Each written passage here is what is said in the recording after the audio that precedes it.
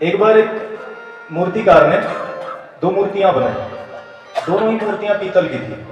दोनों की आकृति एक जैसी थी, एकदम बराबर सेम। वजन भी दोनों का एक बराबर था। दोनों मूर्तियों को बनाने के बाद वो बाजार लेके गया बेचने के लिए। तो बेचने गया तो उसने कहा कि एक मूर्ति को उठाया और कहा ये मूर्ति 50 रुपए की। दूसरी वाली मूर्ति को उठाया और कहा कि ये 50,000 रुपए की। तो लोग देखने आए, बाजार में कुछ चीज बिकने आए तो हम बाजार जाते हैं ना, तो बाजार में देखते हैं तो लोग वहां इकट्ठे हो गए और सब देख रहे हैं उन मूर्तियों को।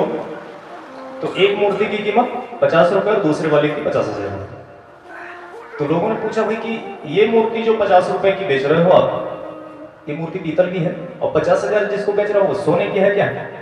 तो मूर्तिकार ने कहा नहीं, सोने की नहीं, भी पीतल की है।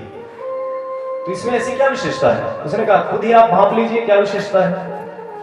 इसी बीच में एक महात्मा, एक ऋषि उसी के पास आए और ऋषि ने कहा कि एक की कीमत 50 रुपए, दूसरे वाले की 50,000 रुपए।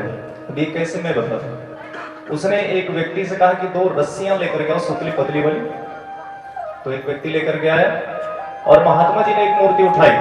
तो जो 50 रुपए वाली मूर्ति थी उस मूर्ति को उठाया और उसके कान में वो सुतली धागा डाला, तो इस कान से घुसा और इस कान से निकल गया।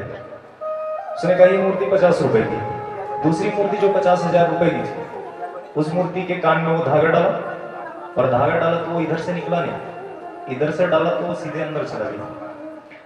तो महात्मा ने कहा कि ये वाली जो मूर्ति है ये 50,000 रुपए की है। क्यों?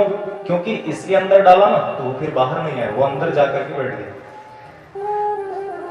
तो it means that what is the value your and yourself and every person आप खुद तय करते हैं, मैं नहीं तय करता हूं।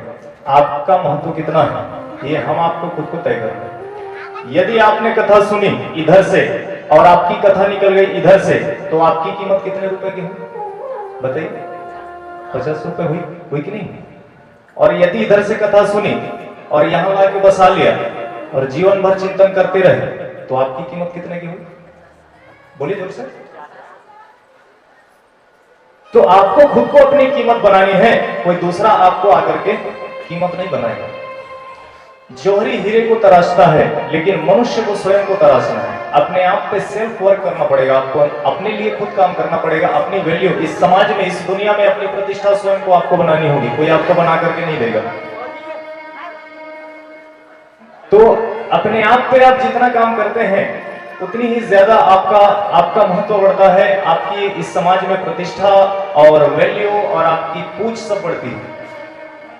यदि हम अपने आप पे काम नहीं, कुछ लोगों को आपने देखा होगा, खरवानी में भी होंगे, पूरी दुनिया में कुछ लोग ऐसे होते हैं कि उनका पड़ोसी भी उसको ठीक से जानता नहीं। गांव वाले तो दूर की बात, जानते हैं कि अमुक नाम का व्यक्ति है, इस गांव में रहता है, लेकिन उसको किसी से कोई मतलब नहीं रहता, सिंपल रहता है अपने घर। एक व्यक्ति इसी खरवानी का ऐसा हो गया जिसको पूरा छत्तीसगढ़ जानता है या पूरा देश जानता है, ऐसे हर गांव में होते हैं। तो क्यों जानते हैं? क्योंकि उसने अपने आप को मेहनत किया, अपने आप को तराशा, और तराशोगे तब तो चमक आएगी ना। एक सिंपल पत्थर, लेकिन मूर्तिकार उसमें छीनी हथौड़े मार मार करके उस पत्थर की कीमत कितना बढ़ा देता है और कितने महंगे लेते हैं हम आपसे। तो अपना वैल्यू, अपनी क्वालिटी हम सबको स्वयं ही बनानी है, स्वयं पे अपने पे कार्य करना है, तब जाके हमारा महत्व बढ़ेगा।